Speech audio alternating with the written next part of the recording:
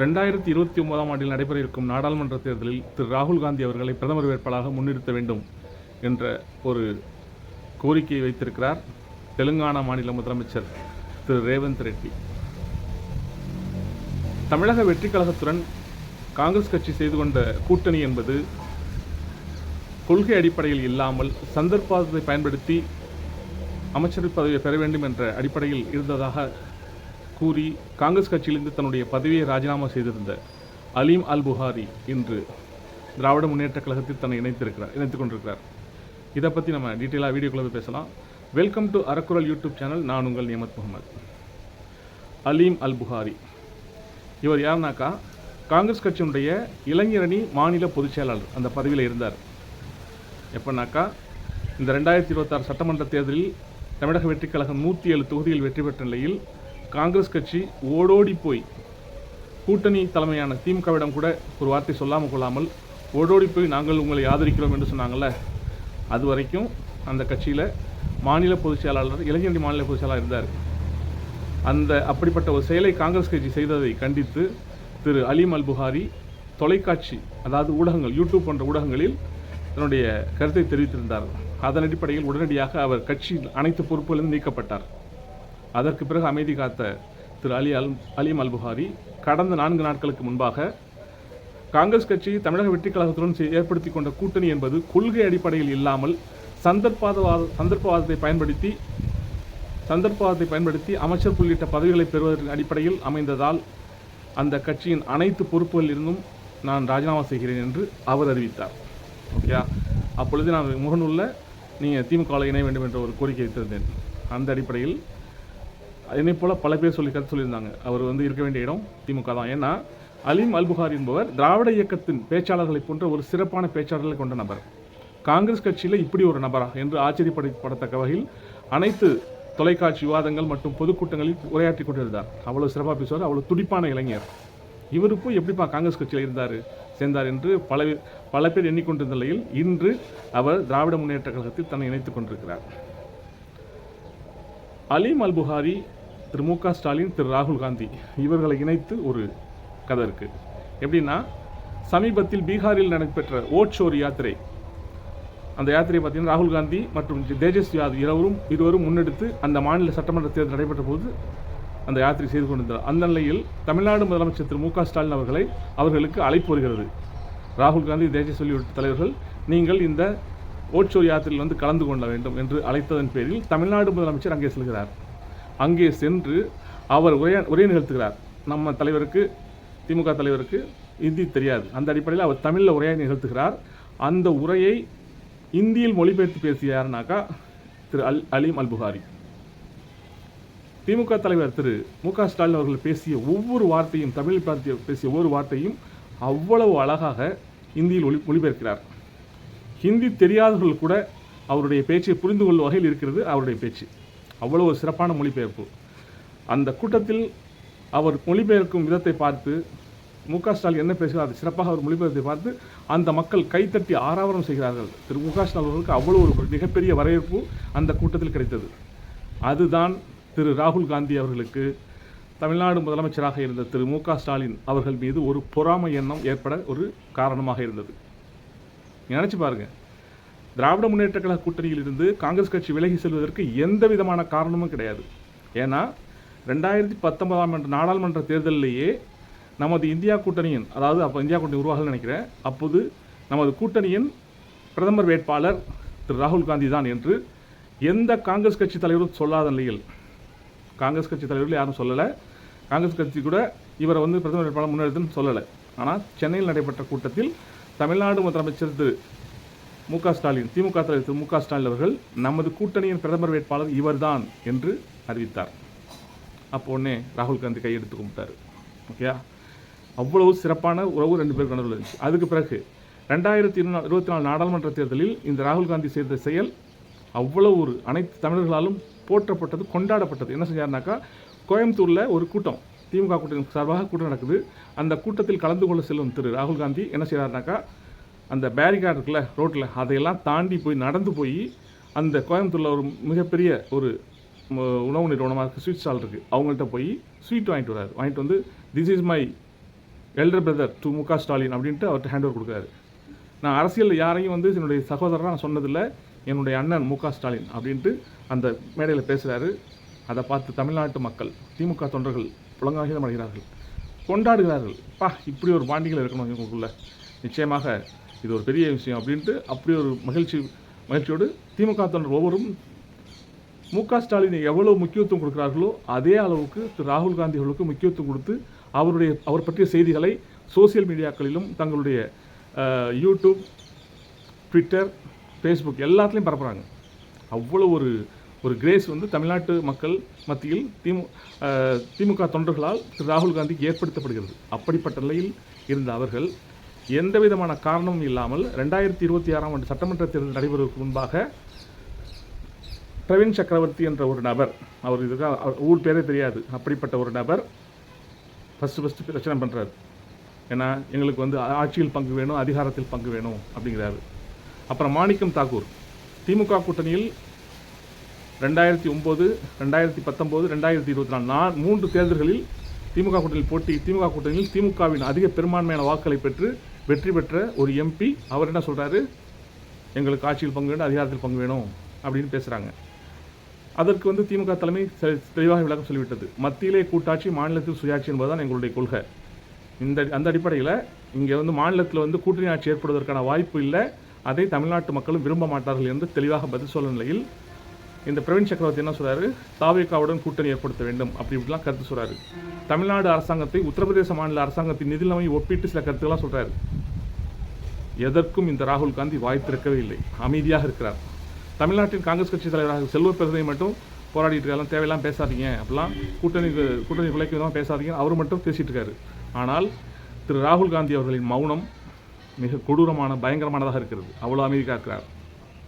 டெல்லியில் கூட்டத்தை நடத்தி எங்களை காங்கிரஸ் கட்சி தலைமையை தாண்டி நீங்களாம் எல்லாம் பொதுவில் கருத்து சொல்லாதீங்க அப்படி இப்படிலாம் சில செய்திகள் சொன்னதாக ஊடகங்களில் தகவல் இருந்தது. அது எந்த அளவுக்கு உண்மை என்று தெரியவில்லை. அப்படி இப்படின்ட்டு அவ்வளோ பிரச்சனைகளுக்கு பிறகு அந்த திமுக கூட்டணியின் பர்செப்ஷன் வாரில் வந்து ஒரு பின்தங்கி போவதற்கு முதல் காரணம் இந்த காங்கிரஸ் கட்சி செய்த இவ்வளவு குழப்பங்கள். எங்களுக்கு ஆட்சியில் பங்கு வேணும், அதிகாரத்தில் பங்கு வேணும் கேட்டது, எங்களுக்கு அதிகப்படியான சீட்டுகள் வேண்டும் என்று கேட்டது. அப்புறம் பேச்சுவார்த்தையில் நடத்தி 28 சட்டமன்ற தொகுதியில் போட்டியிடுவதற்கு வாய்ப்பு ப்ளஸ் ஒரு மக்களவை மாநிலங்களவை உறுப்பினர் பதவி காங்கிரஸ் கட்சிக்கு வழங்கப்பட்டது. திலக் கிறிஸ்டோபர் ஒருத்தர் எம்பியான நினைக்கிறேன். இப்படியெல்லாம் நடந்துச்சு. என்ன கேட்டாக்கா இந்த தேர்தல் 2026 சட்டமன்ற தேர்தலில் காங்கிரஸ் கட்சி இவ்வளவு முரண்டு பிடிக்கும் போது அவர்களை இந்த கூட்டணியில் சேர்த்துக் கொள்ளாமல் அவர்கள் போக்கில் விட்டிருக்க வேண்டும். அவங்க போய் தாவைக்காவிட ஒரு கூட்டணி வச்சிருந்தா கூட பிரச்சனை இல்லை. அந்த 28 தொகுதிகளும் திமுக கிடைச்சிருக்கும். அவங்க திமுகவும் போட்டியிட்டு மற்ற கூட்டணி கட்சிகளும் பங்கிட்டு கொடுத்திருந்தால் எல்லோருடைய மகிழ்ச்சியோடு அந்த கூட்டணி சிறப்பாக செயல்பட்டிருக்கும். அதை ஒரு வாய்ப்பை தவறவிட்டு விட்டார்கள். காங்கிரஸ் கட்சியை கூட்டணியில் தக்க வைத்துக் கொண்டார்கள். தேர்தல் நடக்கிறது, ஆனால் காங்கிரஸ் கட்சி சிறப்பாக வேலை செய்யவில்லை. அவங்க எப்போதுமே வேலை செய்ய மாட்டாங்க. காங்கிரஸ் கட்சிக்கும் சேர்த்து திமுக தொண்டன் தான் உழைக்க வேண்டும். இதுதான் எப்போதும் நிதர்சனம் நடக்கக்கூடிய விஷயம். இந்த தேர்தலில் காங்கிரஸ் கட்சி அவ்வளோக உழைக்கலை, வேலை செய்யலை, அந்த ஓட்டு டிரான்ஸ்ஃபர் ஆகலை. ஒரு கூட்டத்தில் திரு விஜய் பேசினார், பதவியில் இருக்கக்கூடிய காங்கிரஸ்காரர்கள் தான் திமுக கூட்டணியில் இருக்காங்க, மற்ற ஒரிஜினல் காங்கிரஸ் வந்து தமிழக வெற்றி கழகத்தோடு இருக்குது அப்படின்னு ஒரு கூட்டத்தில் பேசியிருந்தார். அதெல்லாம் உண்மை என்பது போல காங்கிரஸ் கட்சியின் ஓட்டுகள் சரியாக இந்த கூட்டணிக்கு விழவில்லை. அப்படியே பார்த்தீங்கன்னாக்கா விஜய் தலைமையிலான தமிழக வெற்றி கழகத்துக்கு விழுந்திருக்கிறது. அதுதான் உண்மை. தேர்தல் நடந்து முடிகிறது. 107 தொகுதிகளில் தமிழக வெற்றி கழகம் வெற்றி பெறுகிறது. திமுக தனிப்பட்ட 59 தொகுதியிலும், காங்கிரஸ் கட்சி 5 தொகுதியில் வெற்றி பெறுகிறார்கள். வெற்றி பெற்ற தேர்தல் முடிவுகள் வந்தவுடனே அடுத்த 2 நாட்களில் காங்கிரஸ் கட்சி அறிவிக்கிறது, நாங்கள் தமிழக வெற்றி கழகத்திற்கு ஆதரவளிக்கப் போகிறோம். அதற்கு முன்பாக திமுக கூட்டிய கூட்டணி கட்சிகள் கூட்டத்திலும் அவர்கள் கலந்து கொள்ளவில்லை. காங்கிரஸ் கட்சியை தவிர்த்து பாக்கி மற்ற அனைத்து கூட்டணி கட்சிகளும் அந்த கூட்டத்தில் கலந்து கொண்டார்கள். ஆனால் காங்கிரஸ் கட்சி அந்த கூட்டத்தில் கலந்து கொள்ளவில்லை. அன்று மாலையே அவர்கள் தமிழ்நாட்டு காங்கிரஸ் கட்சி பிரமுகர்கள் திரு விஜய் அவர்களை சந்தித்து, நாங்கள் உங்களுக்கு ஆதரவளிக்கிறோம், அமைச்சரவையில் எங்களுக்கு பங்கு தாருங்கள் என்று போய் இந்த புதிய கூட்டணி உருவாக்கி கொண்டார்கள். அதற்கு பிறகு ஜோதிமணி உள்ளிட்ட பிரமுகர்கள்லாம் பேசினாங்க, கூட்டணி வந்து பிரியும் போது பரஸ்பரம் வந்து கடித்த வார்த்தைகளை பயன்படுத்தக்கூடாது அப்படி இப்படின்னு ஜோதிமணிலாம் பேசுகிறாங்க. முடிஞ்சு போச்சு. நம்மளுடைய கேள்வி என்னவென்றால், இந்த கூட்டணியை விட்டு பிரிந்து செல்வதற்கு என்ன காரணம் இருக்கிறது? என்னுடைய மூத்த சகோதரர், அரசியல் நான் யாரையும் அண்ணன் சொன்னதில்லை, என்னுடைய மூத்த அண்ணன்னாக்கா மு.க. ஸ்டாலின் தான். அப்படியெல்லாம் பேசிய ராகுல் காந்தி என்ன காரணத்தை முன்னிட்டு அந்த கூட்டணியிலிருந்து காங்கிரஸ் கட்சி பிரிந்து செல்வதற்கு அவர் அது அனுமதி அளித்தார். இதற்கிடையில் இந்த தேர்தலுக்கு முன்பாக நடந்த பிரச்சார கூட்டங்களில் ஒரு கூட்டத்தில் கூட தமிழ்நாடு முதலமைச்சர் திரு மு க ஸ்டாலின் அவர்களோடு அவர் அந்த கூட்டத்தில் மேடையில் பகிர்ந்து கொள்ளவில்லை, அவரோடு சேர்ந்து இணைந்து அந்த பிரச்சாரத்தை செய்யவில்லை. இதெல்லாம் மக்கள் பார்த்துட்டே இருக்காங்க. அவங்க 2 பேரும் இணைஞ்சு பிரச்சாரம் செய்ததால் தான் அந்த காங்கிரஸ் கட்சியுடைய ஓட்டு என்பது திமுகவுக்கு டிரான்ஸ்ஃபர் ஆகும். ஆனால் அது நடக்கலை. அவர் அந்த கூட்டத்தை அவரோடு இணைந்து பிரச்சாரம் செய்வதை தவிர்த்தார். முடிஞ்சு, பிரச்சனை கிடையாது, போயிடுச்சு. இப்போ இப்படி ஒரு சம்பவம் நடந்திருக்கு. இந்த நிமிடம் சொல்கிறேன், இந்த காலகட்டத்தில் ராகுல் காந்தி தான் ஒரு மிகப்பெரிய துரோகி. He's a traitor, number 1 traitor அப்படி தான் சொல்லணும். அப்படி ஒரு துரோகத்தை திமுக கூட்டணி செய்திருக்கிறார். இந்த லட்சணத்தில் இப்படிப்பட்ட இவர் ராகுல் காந்தியை பொறுத்த வரைக்கும் எதிரி கட்சியான பிஜேபியோட போரிட்டு தேர்தல் வெற்றி பெறுவதற்கோ எது செய்வதற்கோ முயற்சி செய்வதில்லை. தன்னுடைய கூட்டணி கட்சிகளை காலை வாருவதில் ரொம்ப குறியாக இருக்கார். பீகார் மாநிலத்தில் ராஷ்ட்ரிய ஜனதா தளுடைய தலைவர் தேஜஸ்வி யாதவ் அவர் முதலமைச்சராக 2020ஆம் ஆண்டு நடைபெற்ற சட்டமன்ற தேர்தலிலே அவர் முதலமைச்சராக வேண்டிய நிலை இருந்தது. அவர்கிட்ட பிரச்சனை பண்ணி எனக்கு காங்கிரஸ் கட்சிக்கு அதிக தொகுதிகள் சீட்டு வேணும்னு கேட்டு 63க்கும் மேற்பட்ட தொகுதிகள் போட்டியிட்டு அவர்கள் வெற்றி பெற்ற தினமோ 10+12 தொகுதி தான் ஜெயிட் பண்ணார். கிட்டத்தட்ட 50 தொகுதியில் அவர் தோல்வி அடைந்தார்கள். தேஜஸ்வி யாதவ் ராஷ்ட்ரிய ஜனதா தளம் கிட்டத்தட்ட மெஜாரிட்டி நம்பருக்கு ஒரு 10 தொகுதியில் மட்டுமே மிக குறைவான எண்ணிக்கையில் தோல்வியை தழுவினார்கள். பாஜக மற்றும் நிதிஷ்குமாருடைய ஐக்கிய ஜனதாதளம் கூட்டணி ஆட்சி பிடித்தது. திரும்பவும் அதே தவறை 2025ஆம் ஆண்டு நடைபெற்ற சட்டமன்ற தேர்தலும் அதே காங்கிரஸ் கட்சி செய்தது.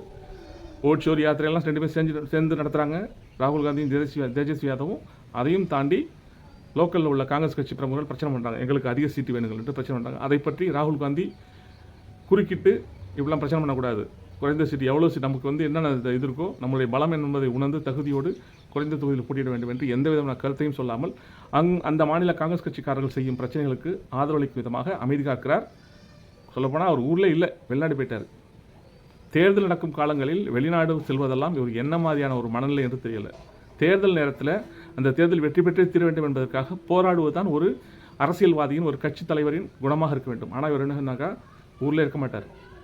அப்படி இருந்தால் கூட தேர்தல் முடிவுகள்லாம் வரும்போது ஊரில் இருக்க மாட்டார், வெளிநாடு போயிடுவார். எங்கே போனால் யார்கிட்ட சொல்ல மாட்டார், அமைதியாக போயிடுவார். இப்படி தான் இவர் தொடர்ந்து செய்து கொண்டிருப்பார். பிஜேபி எதிர்த்து போரிட்டு அவர்களை வீழ்த்துவதற்கு பதிலாக தன்னுடைய கூட்டணி கட்சிகளை வீழ்த்துவதிலேயே குறியாக இருந்து கொண்டிருக்கிறார். இதை உணர்ந்து தான் மம்தா பானர்ஜி நீ எல்லாம் சரிபட்டு வரமாட்டா அப்படின்னு அவர் கூட்டணியிலே சேர்க்கலை, ஒதுக்கி வச்சுட்டாங்க. மகாராஷ்டிரா மாநிலத்தில் சிவசேனா என்ற கட்சி காங்கிரஸ் கட்சியினுடைய கொள்கைக்கு முற்றிலும் எதிரான கட்சி தான். ஆனால் பிஜேபியை வீழ்த்த வேண்டும் என்பதற்காக உத்தவ் தாக்கரே தலைமையிலான சிவசேனா கட்சியோடு மற்றும் சரத்பவாரோடு தலைமையிலான தேசியவாத காங்கிரஸ் மற்றும் காங்கிரஸ் கட்சியெல்லாம் கூட்டணி அமைத்து போட்டியிட்டார்கள். ஆனால் அங்கும் கூட அந்த 3 கட்சிகளில் பெரிய கட்சி என்றால் அதிகமான கடைசியாக முதலமைச்சர் பதவியை வகித்தது யார் என்றால் உத்தவ் தாக்கரே தான். அந்த அடிப்படையில் அந்த கூட்டணியின் முதலமைச்சர் வேட்பாளர் உத்தவ் தாக்கரேவை அறிவித்திருந்தால் அவர்கள் நிச்சயமாக ஒரு சிறந்த வெற்றியை பெற்றிருக்க முடியும். ஆனால் ராகுல் காந்தி அங்கேயும் சொதப்பினார், எதுவுமே சொல்லலை. அந்த கட்சி அங்கே படுதோல்வியை தழுவியது. அங்கே பலவிதமான தேர்தல் முறைகேடுகளை ஆளும் பாரதிய ஜனதா கட்சி தேர்தல் கமிஷனில் இருந்து செய்திருக்கிறது. அதையெல்லாம் தகவல்கள் வெளிவருகிறது. அதை குறித்து எந்த விதமான வழக்கோ எதுவும் போடல, அப்படியே அமைதி காக்கிறார்கள்.